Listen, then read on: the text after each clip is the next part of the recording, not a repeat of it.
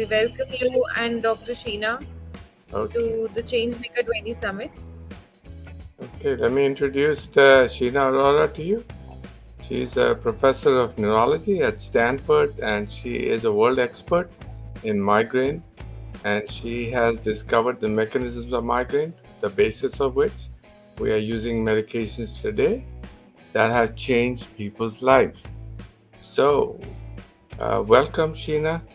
Thank you for coming on board and help us understand how we can bring that knowledge to the other 7 billion people that never hear or see uh, these uh, these solutions that are available, uh, and make it easy for them to understand how to deliver this care. Madhav, thank you so much. This is definitely a big privilege and honor. I started my medicine journey in India. I graduated from Christian Medical College, Ludhiana. So I am very pleased to do this, and I think that the potential for therapeutics to now change the lives of patients worldwide who suffer from migraine is on the cutting edge. But more importantly, as we think about bridging this global divide in the migraine care, I think India has a lot to contribute to the research and knowledge in migraine as well. So the first step I think we have to do is encourage some knowledge in migraine. There's still a lot of stigma since it affects mostly women in their 40s. Starting from there, starting in the around 12 or around the menstrual cycle. Because if you look at little boys versus little girls, little boys actually have more migraine, and then something changes right around the adolescent area. But in the primes of their commitments to either their career or family, women are afflicted more with migraines. So every fifth woman you meet, 20% of women and 10% of men have migraines. So maybe if you can bring my slides up, we can just start talking about how to enhance the understanding of migraine. And I think that there is a big gap in terms of identification of patients. So if you think about somebody who comes to your office complaining about headache, the way I look at it is think about migraine first. So headaches that come and go and that affect the ability to function, think about migraine rather than think about anything ominous. So, when someone has headaches and he's wondering whether he's got migraine, what are some simple questions they can ask and try to figure out, do I have migraine or do I have something else? What are the warning signs? Yeah, so the quintessential thing in migraine is it's a headache associated with symptoms like it's a sensitivity to other sensory input like lights, like noise, like smells, but also temperature and touch. There is a very simple tool called the ID migraine, which simply asks, do you have headaches that come and go that interfere with your ability to carry out your activities of normal living? And are those headaches associated with light and sound sensitivity? And 2 out of 3 of those questions, if patients answer yes to, that is a migraine unless proven otherwise. I think what people wonder about though is because the headache is so bad that they think that maybe they have a secondary headache, like a headache secondary to a tumor or a bleed, etc. And I believe I have a very simple slide which goes through an acronym of SNOOP. So S stands for systemic signs or symptoms. N stands for neurological symptoms. O stands for onset, if headaches for the first time come after the age of 50, or if the headache doesn't build up gradually and it's like a thunderclap headache.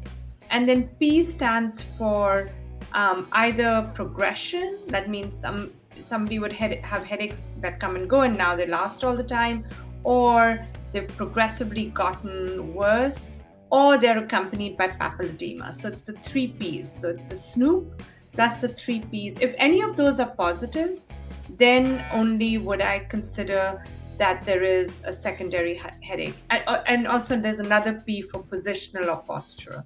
So, and there is a very innovative 3-minute neurological examination that most practitioners can administer with that Snoop and very quickly come to a diagnosis. So it doesn't need a whole lot of time. It's awareness, and it's it's just to think that, let's think about migraine too. Excellent. Would you want any of the slides to be shown, or shall we proceed? Yes. This one, Madhav, I just went over the symptoms and signs of a secondary headache. I went through that acronym Snoop, and I can make these slides available if people want to take a look at that. Okay, so you've alerted us on what to be careful about. If we have a headache with these symptoms, one should go immediately and get medical care. And now, regarding medical care, what is the availability of headache specialists in the US, and what would you say about the rest of the world? So I think that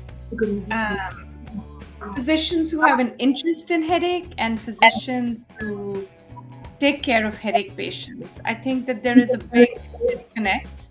There are very few physicians who've done that extra certification in headache, which is to say, the UCNS. I think there are approximately 500.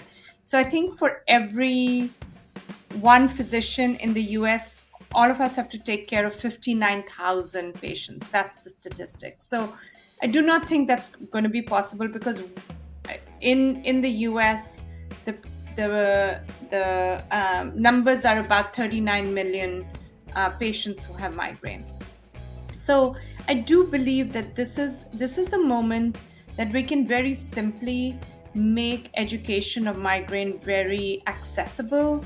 We can make very sound treatment algorithms. I have some in the slides that I can share on how, once you make that diagnosis, and I have some also some things that people can look at the slides. And one of the misdiagnoses is either tension headache or sinus headache, because it's the same nerve that gets activated in migraine that has that morphology of producing headache in the back of the head and it goes down into the cervical cord, or it's the nerve that goes behind the sinuses. And so when migraine gets activated through that trigeminal vascular system, sometimes you can even have congestion that's associated. So I think we're in a very good moment, because we have therapies for migraine that have been developed, that are developed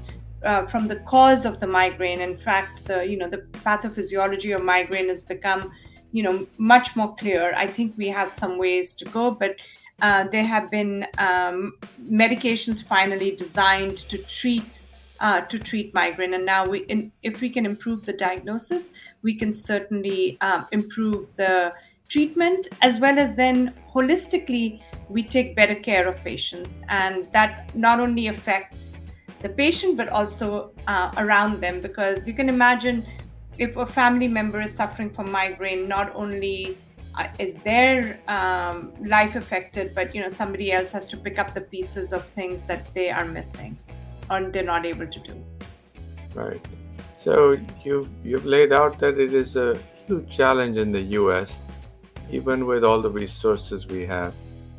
You and I were talking about some simple solutions for India. Would you like to tell us now how we should approach this? Yeah, I think that if we can train providers in India about recognition, I think, this, at least when I was doing my medical schooling in India, there was a huge stigma, and I thought that stigma was only in India. But I think stigma is worldwide for migraine because it's an unseen condition. You see somebody in a wheelchair, you feel bad for them, but you see somebody who's in pain, you feel that that's under their control.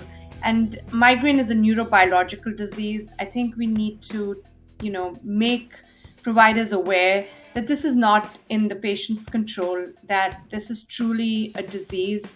And so once we improve that recognition, we improve the diagnosis.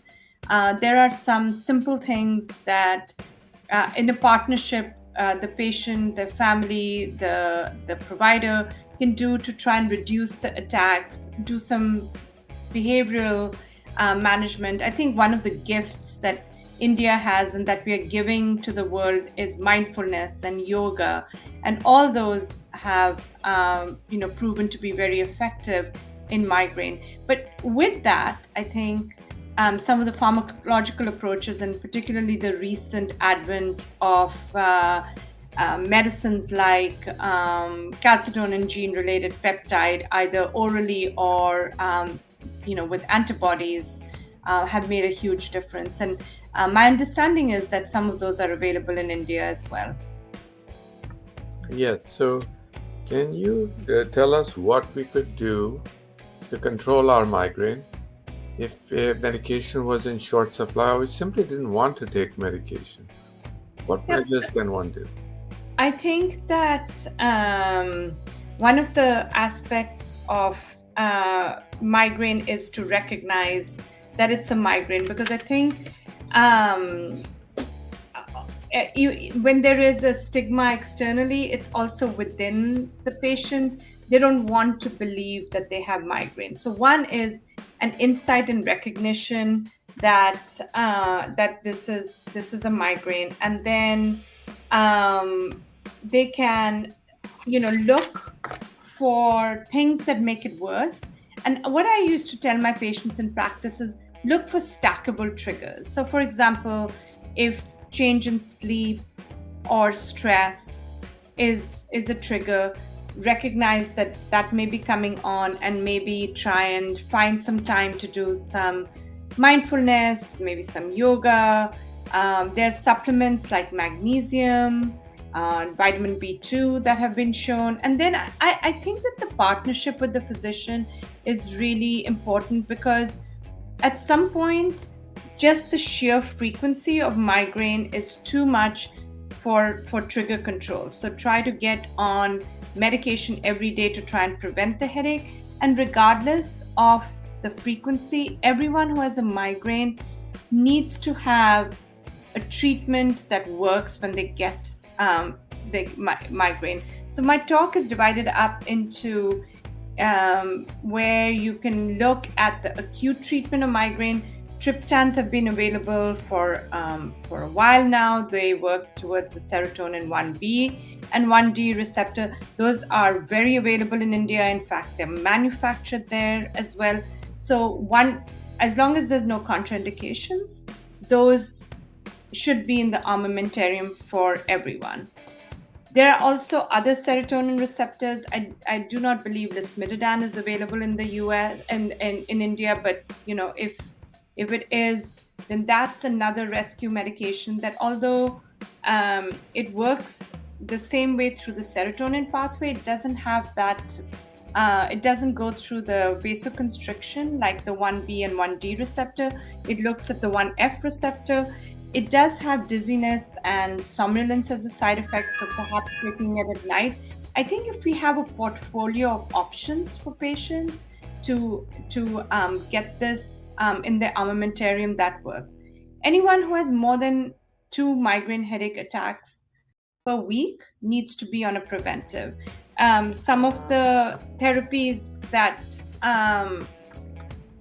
have been used in the past are beta blockers like propranolol, amitriptyline, topiramate, Other neuromodulators have also been used.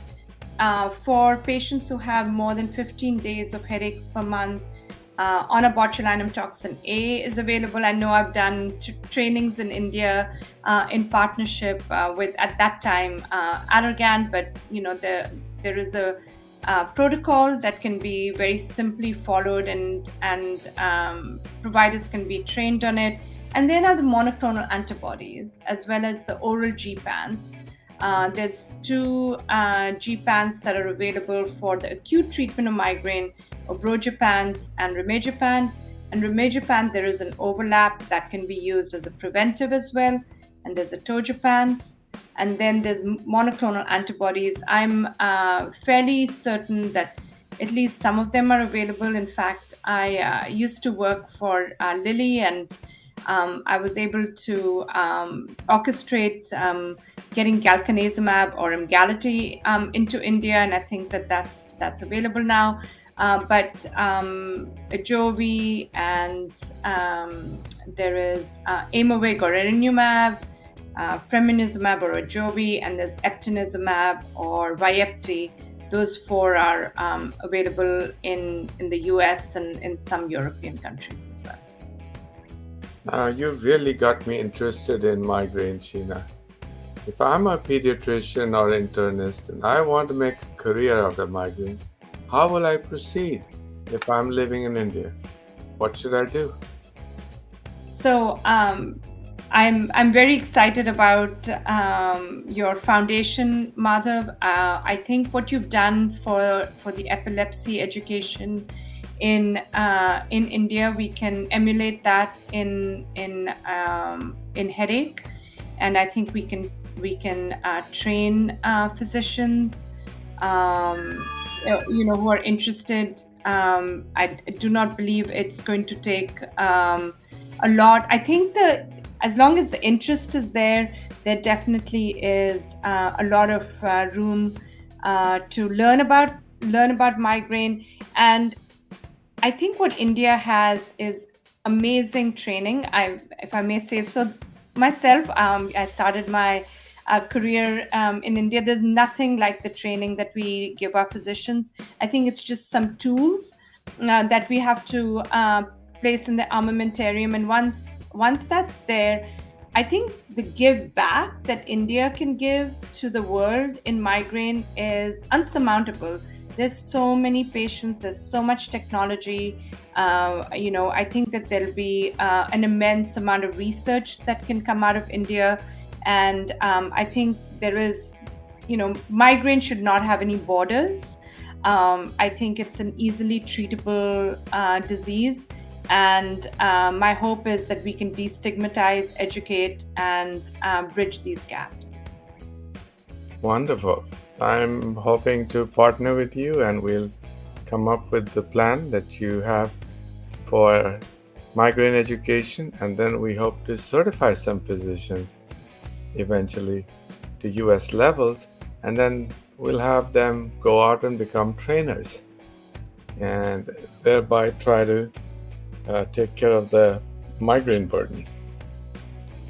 Should we take one or two questions in about 5 minutes, or shall we continue? There's one question here. It says, can migraines be linked with other conditions or diseases? Yeah, so we call it, goes by the fancy name of comorbidity. So things can be associated. So for example, a lot of the psychiatric conditions are prevalent in migraine, and vice versa. So patients who are depressed have migraine, patients who have migraine also have depression. There's also anxiety. There is also some rare conditions in migraine which are genetically predisposed. So one of them is called CADASIL, where there is stroke, migraine, and white matter changes. So there is a plethora of conditions that are associated with migraine. When I was in practice, patients who had multiple sclerosis, patients who had epilepsy, they too had more migraine. So I think particularly when you are using your options for treatment. If you think about preventive treatments, think about like a twofer. If they have migraine and they have depression, then perhaps use something like amitriptyline that has been shown to work in migraine. If patients have epilepsy and migraine, then you may choose topiramate. So I think in that way, that can help you as well. Great. Amit has a question. Does lack of vitamin B12, especially in vegans, also relate to migraine? B12, I have not seen any research. B2, supplementation of B2 or riboflavin has been shown to work for migraine. So one of the other comorbidities or links of migraine is a mitochondrial neurological condition and things like MELAS, where there is migraine, there is, so if you think about that whole mitochondrial pathway, that's the thinking that riboflavin supplementation and that same vein, CoQ10 can also help with migraine. Oh, great. There are two areas I was hoping you could shed light on. One is this group of adolescents who have migraine and have become chronic. What can we do for them? What medications does FDA allow? How do we solve that problem? Yeah, so I think that one thing we should really focus is on the kids, especially since the pandemic. We know anxiety, depression has gone up, and those that are predisposed to migraine, because migraine is a neurological disease with a genetic predisposition. So, I would sometimes have patients say that their daughters are copying them. It's not that they're copying them. It's genetically related, and so they probably have migraine as well. So one is, again, educating families that the kids have migraine. And actually, kids, when I treated a lot of children in my practice, children were simpler to treat because either they had not had that psychosocial impact that adults come with. There was either baggage at home or baggage at school. So but I think one, recognition, early treatment, again, supplements like magnesium, riboflavin, and the problem with teenagers is the migraine brain likes it to be boring and not exciting. But that's not what teenagers like. So, having a routine, waking up in the morning at the same time, going to bed at the same time, those are the things that the migraine brain likes. So I think, teaching some tools to the teenagers, maybe cheating the brain at some point, but making sure that they have medication, that they have their tools to treat. And I think preventing that chronification is super important. I think treating with appropriate medication, with medications that are designed for migraine, and not treating with pain medications, in particular, like bitabitol or opioids, those in the end make migraine worse. Great. There was a question before this about genetics and migraine running in families. You answered that. So if a mother says her daughter is now getting headaches, then it's time for the daughter to be seen. That's right. And I think that also sometimes that stigma runs because you so don't want to give your kids that. In fact, in my practice, I always turned around if I saw a kid and I said, who has these kind of headaches in the family? And it was usually the guilty party who brought the child in. So, but I actually think that the migraine gene, there is a survival of the fittest. So I think that there is a reason why the human brain has evolved to have migraine. I think that the brain is trying to signal that the body needs rest.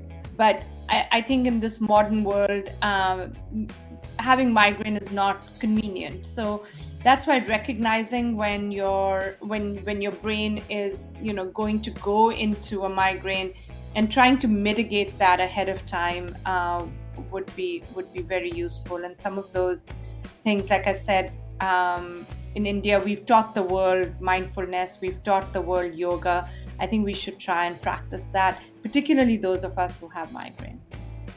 Right, you just answered the next question, which is how does stress and lifestyle impact the frequency and severity? So, one question I've had patients ask me all the time is, I've had headaches for 20 years. Is there any hope for me? What happens in that situation? How do you deal with that? Yep. So I think there's always hope. I never gave up on patients.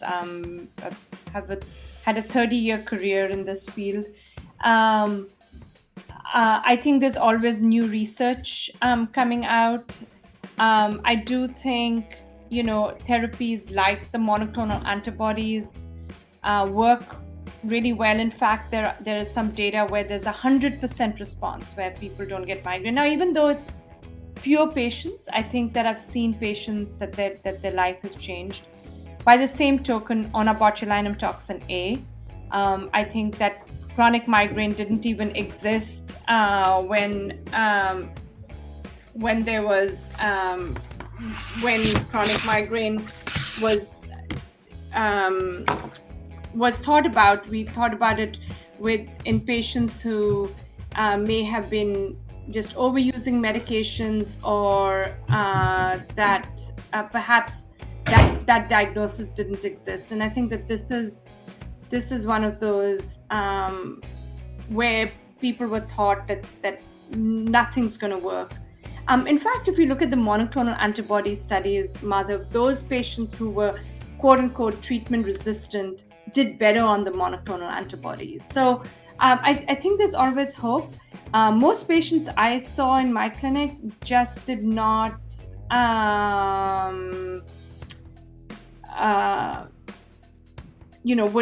were not put on appropriate therapy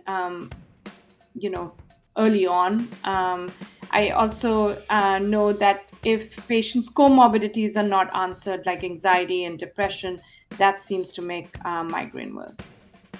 So, on that line, which are the most common medications that you see that you have to get rid of in order to make some progress? Yes, so I think that caffeine and caffeine-related products. If you look at any phase 1 studies that are done, these are done in healthy volunteers. Headache is always listed as number 1 side effect, and the reason is that healthy volunteers are asked to stop their caffeine. So in our lifestyle, in our world, we all are used to that cup of tea in the morning, and chai is a big thing, and those are all good, but I think in moderate quantities. So the biggest offender I've seen is caffeine, but caffeine is easy to get rid of because it's got a short half-life. The most offending agents that I've seen are opioids, and there's been research to show that patients who have migraine are more sensitive to opioids. So whether they get opioids for migraine or they get it for another condition, things seem to escalate and get worse once patients get put on opioids. Now, if you've got rid of all the bad medicines, the ones you didn't want, what other things could you do? Like, what do you think about their sleep and earplugs and so on? What are your thoughts here? Yeah, so I believe in like a 3-prong approach. One is right away recognition, insight, trying to lead a more healthier lifestyle. Aerobic exercises 20 minutes 3 times a week has actually been scientifically shown to reduce the frequency of migraine. Again, it's the migraine brain. It likes stability. It likes the whole aspect of not a lot of up and down. Although I do not recommend the Atkins diet, I did see patients who did the ketogenic diet or the low glycemic index diet. So watching out for the sugars, etc. I think that helps as well. And then having every patient should have in their armamentarium something that they need to take when a migraine comes on, and something if that medication doesn't work. So they should have a rescue as well. We didn't really talk about the gut-brain interaction. I think that Yes. that is also very important, because we recognize more and more that 90% of the serotonin receptors are in the gut. And those patients with migraine who have a lot of unmet needs, their medications are not working, is because they have trouble absorbing drugs. So I think we should probably pay some attention to that aspect as well. So maybe a non-oral approach in addition to their tablets should be in their armamentarium. And then if somebody has more frequency, like more than 2 headache attacks per week, and they've tried the biobehavioral approach, then a preventive medication every day to try and prevent the attacks. I mean, I think sensible thing to do is start something with a class A evidence, like amitriptyline or topiramate. But more and more those drugs were not designed for migraine. So if cost is not a barrier, then GPANs or the monoclonal antibodies that are designed for migraine, the CGRP molecules, I think have really benefited. And of course, for chronic migraine, on a botulinum toxin A, we've now used it for over a decade, and that seems to work well as well. Great. So you've given us a wonderful overview of how to approach migraine, how to separate it from headache, how to treat it acutely, and how to block headaches when they are chronic. And then you have in your mind a plan to train headache specialists, which we hope will happen soon. I am going to try to wrap up now and ask the one question I get all the time, and it's very important for the global south, and that is, you're seeing the patient, they've been in your practice for a few years, and then they say, I haven't had an MRI for the last 1 year. How often do I need to get an MRI? Yeah.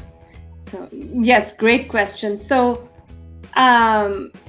if you're seeing a patient who you think has migraine, or you haven't diagnosed them yet, so it's somebody who has headaches that come and go, they interfere with their activities of daily living, they have light or sound sensitivity, that's migraine unless you've proven otherwise. They have a normal neurological exam. It doesn't matter how many MRIs you do unless something changes. And so what I do is I apply that acronym SNOOP to every one of my patients that I see. And if I see any signs, then they need an imaging. Otherwise, they do not need an imaging. An imaging study is not going to diagnose migraine. An imaging study is not going to tell you how bad your headaches are. So it's not recommended to image. So your take home is that if your doctor is just doing MRIs on you every year, but he's not doing all the other things that you just told us the last 30 minutes, then it's time to find another route. Is that a fair statement? Absolutely.